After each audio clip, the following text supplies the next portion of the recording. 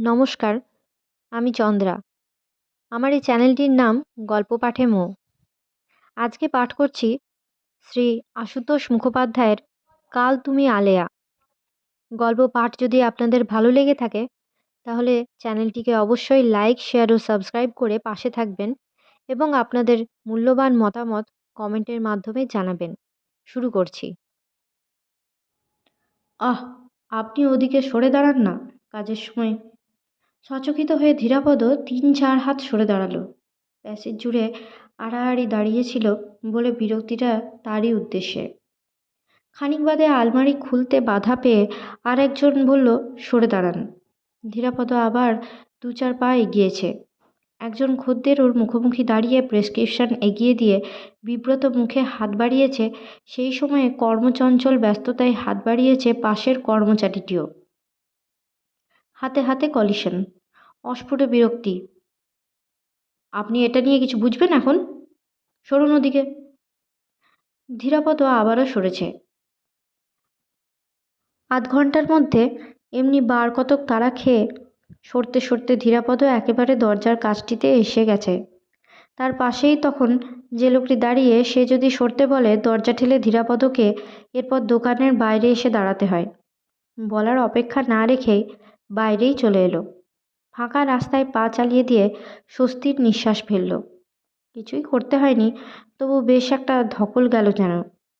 চাকরি পর্বের এখানেই ইতি। আর এমুখো হচ্ছে না। শান্তি। বিবেকের তাড়নায় ভুগতে হবে না আর। কিন্তু পরদিন এ নিশ্চিন্ততাটা দুপুরের ওধার পর্যন্ত গড়ালো না। ওষুধের দোকানের কাউন্টারে দাঁড়িয়ে ওষুধ বিক্রি করার চাকরি দেবার জন্য চারুদের এমন আগ্রহ সেরকম কিছু মনে হচ্ছে না।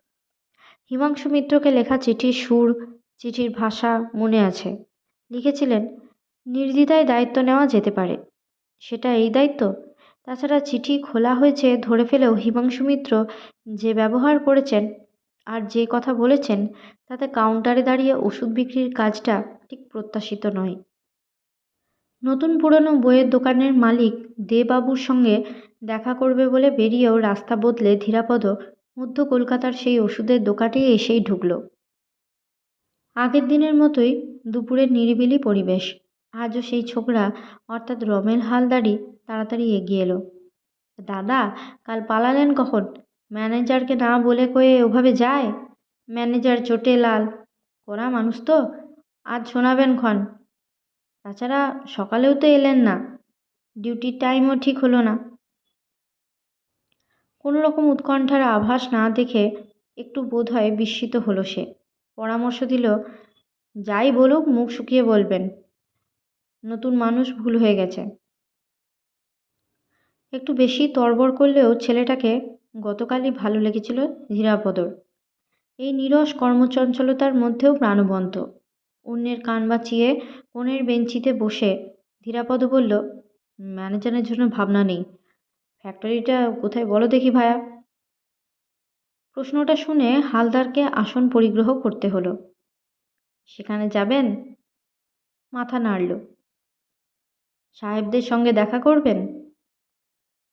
দু চোখ গোল হতে দেখে ধীরাপদ হেসেই ফেলল। ছেলেটাও হাসল। আমাদের কাছে ওরা আবার ভগবানের মতোই কিনা। আপনি এখানে কাজ করবেন না? দেখা যাক। ফ্যাক্টরির হদিশ দিয়ে রমেন আবারও সংশয় প্রকাশ করল। কিন্তু আপনি ভেতরে ঢুকবেন কি করে? দরজায় তো বন্দুকওয়ালা পাহারা। ইনকোয়ারি ক্লার্কের সঙ্গে দেখা করতে হবে। সে সন্তুষ্ট হলে সাহেবদের টেলিফোন করবে। হুকুম হলে তবে যেতে দেবে। এত গণ্ডগোল জানত না। ধীরাপদ দমে গেল একটু। রমেনই আর একটা সহজ পথ বাতলে দিল। জানালো ৩টের সময় মেডিকেল হোমের গাড়ি যাবে ফ্যাক্টরি থেকে মাল আনতে। ড্রাইভারকে বলে দিলে দোকানের কর্মচারী হিসেবে সেই গাড়িতেই ধীরাপদ বিনা বাধায় ভেতরে ঢুকে যেতে পারে। সহজ পন্থা দেখিয়ে দেওয়ার ফলে ভয়ও পেল একটু। সাহেবরা আবার রেগে যাবেন না তো? আমি বলেছি বলবেন না যেন। ধীরাপদ হেসে অভয় দিল। ৩টে বাজতে ঘণ্টাখানেক দেরি তখনও। ম্যানেজার আসার আগেই সরে পড়তে পারবে, সেটা মন্দ নয়। রমেন হালদার গম্ভীর মুখেই বলে যেতে লাগলো, দেখুন যদি অন্য কিছু পেয়ে যান। এখানে আমাদের যা মাইনে, 6 বছর ধরে আছি, পাচ্ছি মাত্র 125। চলে আজকের দিনে? ম্যানেজার পায় মাত্র 350, সেই গোড়া থেকে আছে। আমাদের আর কত হবে? অল্প কিছু টাকা হাতে পেলে নিজেই একটা দোকান খুলতাম। আটঘাট সব জেনেই গেছি, টাকাই নেই, কি হবে? কি মনে পড়তে সমস্যার কথা ভুলে চপল কৌতূহলে দু চোখে উৎসুক হয়ে উঠল সে। ডক্টর মিস সরকার কাল আপনাকে ঘরে ঢুকে কি বললেন? বিশেষ কিছু না। সংক্ষিপ্ত জবাব মনোপুত হলো না। একটু অপেক্ষা করে বলল, কিন্তু তাকে ডিঙ্গিয়ে আপনি সাহেবদের সঙ্গে দেখা করবেন। সাহেবরা তো আবার তার কথাতেই ওঠেন বসেন, বিশেষ করে ছোট সাহেব। এখানকার যা কিছু সবই মিস সরকারের হাতে। ধীরাপদ নিরুত্তর। চিন্তিত নয় তা বলে, যেটুকু নাড়াচাড়া করে দেখেছে খেলার ছলেই দেখেছে। এতকালের নিষ্ক্রিয়তার মধ্যে ফিরে যেতে মনের একটা দিক সবসময়ই প্রস্তুত।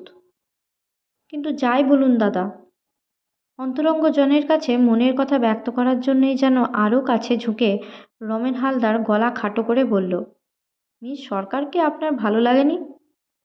যতক্ষণ থাকেন উনি আমার কিন্তু বেশ লাগে। অমন জোরালো মেয়ে ছেলে কম দেখেছি। আর তেমনি চালাক। মাইনে বাড়িয়ে নেবার জন্য একটু করতে গিয়ে আমার যা অবস্থা, শুনলে আপনি হেসে মরবেন। হেসে মরার বাসনা না থাকলেও ধীরাপদর শোনার আগ্রহটুকু অকৃত্রিম। এই সরকারকে তারও ভালো লেগেছে কিনা জিজ্ঞাসা করতে নিজের অন্তঃস্থলে হঠাৎই যেন এক ঝলক আলোকপাত হয়েছিল। ধীরাপদর যা স্বভাব, মিত্রবাড়িতে গতকাল ওই রকম প্রতীক্ষার পর কেয়ারটেক বাবুর সঙ্গে তার ওষুধের দোকান পর্যন্ত আসার কথা নয়। আসার পিছনে নিজের অগোচরে একটুখানি আকর্ষণ ছিল। মানকের মুখে মেম ডাক্তারের কথা শুনে রমণীটিকে আর একবার দেখার বাসনা হয়েছিল বৈকি। সেই বাড়িতে অল্প একটু দেখার ফাঁকে তার নির্লিপ্ত বলিষ্ঠতাটুকু এক ধরনের কৌতূহল জুগিয়েছে। তাই মনে হয়েছে ভালো করে দেখা হয়নি, ভালো করে দেখতে পারলে কিছু যেন আবিষ্কারের সম্ভাবনা। ধবধবে সাদা মোটরে তার পাশে শীতাংশু মিত্রকে নিষ্কম্প শিখার পাশে চঞ্চল পতঙ্গের মতো মনে হয়েছিল ধীরাপদর। যখন খুশি গ্রাস করতে পারে, শুধু তেমন তাড়া নেই যেন। দোকানের অমন কাজের ঝড়ের মধ্যে মহিলার আবির্ভাব বায়ুগতির কর্মরথের বলগা ধরা সারথির মতো। ভ্রুকুটি নেই, অথচ এক ভ্রুকুটিতে সব ওলটপালট হতে পারে। ধীরাপদ তন্ময় হয়ে দেখছিল। সমস্ত দিনের অনাহারের ক্লেশও ভুলে গিয়েছিল। তন্ময়তার ছেদ পড়েছিল ওকেই ডেকে বসাতে। হকচকিয়েও গিয়েছিল একটু। কাউন্টারের সেই অল্পক্ষণের অভিজ্ঞতার ফলেও আর দোকানমুখ হবার কথা নয় ধীরাপদর। নানান সম্ভাবনা বিশ্লেষণ করে তবেই এসেছে বটে, কিন্তু কোথায় অলক্ষ্য একটু তাগিদও ছিল। এই ধরনের মেয়ের প্রতিকূলতা করতে পারার মতোই পুরুষোচিত লোভের হাতছানি একটু। কাল নিজেকে বড় বেশি তুচ্ছ মনে হয়েছিল বলে পুরুষ চিত্তের সহজাত উস্কুসুনি আজও তাকে দোকানের দিকে ঠেলেছে। মাইনে বাড়িয়ে নেবার উদ্দেশ্যে লাবণ্য সরকারের সঙ্গে একটু করতে গিয়ে কী হাল হয়েছিল মনের আনন্দে রমেন সেই কাণ্ড কারখানার শাখা প্রশাখা বিস্তার করে চলেছে। অনেক দিন পায়তারা কষে সামনে সামনে ঘুরঘুর করেছে। মিস সরকার এলেই ভেতরের দরজার কাজটিতে কাজ নিয়েছে সে। বেয়ারা ইঞ্জেকশনের স্লিপ নিয়ে এলেই প্রত্যেকবার নিজে গিয়ে ইঞ্জেকশনের ওষুধ সাপ্লাই করেছে। বেয়ারার হাত দিয়ে পাঠায়নি। মিক্সারের প্রেসক্রিপশানও নিজেই নিয়ে এসেছে। মিস সরকার ইঞ্জেকশানও দেন সব থেকে বেশি, মিক্সারের প্রেসক্রিপশানও করেন সব থেকে বেশি। ইঞ্জেকশান দেবার জন্য 2 টাকা করে পান। কম্পাউন্ডার ইঞ্জেকশান করলে 1 টাকাতেই হয়, কিন্তু রোগীর সামনেই যখন ইঞ্জেকশান চেয়ে পাঠান, রোগী তো আর বলতে পারে না 1 টাকা বাঁচানোর জন্য কম্পাউন্ডারের হাতে ইঞ্জেকশান নেবে। ওদিকে মিক্সারের প্রেসক্রিপশানেও টাকায় 4 আনা লাভ। কম হলো নাকি? 600 টাকা মাইনে পান, আরও না হয় 400-500 করে ওই করেই হয়। রোগীদের কাছে ওনারই তো কদর বেশি। এই রোজগারের উপর নার্সিংহোমের রোজগার, ভাবুন একবার। তো যাই হোক, মাইনে যদি কিছু বাড়ে আর নার্সিংহোমেও যদি একটু কিছু পার্ট টাইমের কাজটা জোটে, সেই আশায় রমেন হালদার অনেক দিন বলতে গেলে ওনার পায়ের জুতোর সঙ্গেই মিশে থাকতে চেষ্টা করেছিল। তারপর সুযোগ সুবিধে বুঝে একদিন, আর যখন একটিও রোগী নেই বাইরে, দুর্গা গণেশ স্মরণ করে ভেতরে সে দিদি বলেই ডেকে বসেছিল। নিজের দিদি হলে ওইটুকুতেই স্নেহে চক্ষু ছলছল করে ওঠার কথা। তারপর তারপর সে যা হলো! রমেনের মুখ আমসি। দিদি ডাক শুনেই এমন ঠান্ডা চোখে তাকালেন যে মনে হচ্ছিল তার সমস্ত মুখে যেন দুটুকরো বরফ গোলানো হচ্ছে। একটু বাদে মিস সরকার জিজ্ঞাসা করেছিলেন, কি বলবে?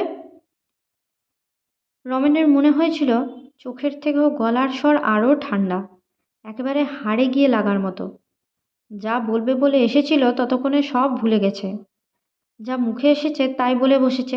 বলেছে, আজ একটু আগে বাড়ি যাওয়ার দরকার ছিল। রমেনের ধারণা এতখানির পর এর থেকে অনেক বড় কিছু নিবেদন আশা করেছিলেন মিস সরকারও। আর দিদি ডাকে না ভুলে জবাব দেবার জন্যেও তৈরি ছিলেন। ওর আর্জি শুনে ঠান্ডা ভাবটা কমল একটু। রাত প্রায় 9টা তখন। তাছাড়া ছুটি কেউ কখনো ওর কাছে চাইতে আসে না। 1 দিন 2 দিন পর্যন্ত ছুটি ম্যানেজারই মঞ্জুর করে থাকেন। কিন্তু রমেন তো আর অত সব ভেবে বলেনি। যা হোক, কিছু বলে ঘর থেকে পালাবার মতলব।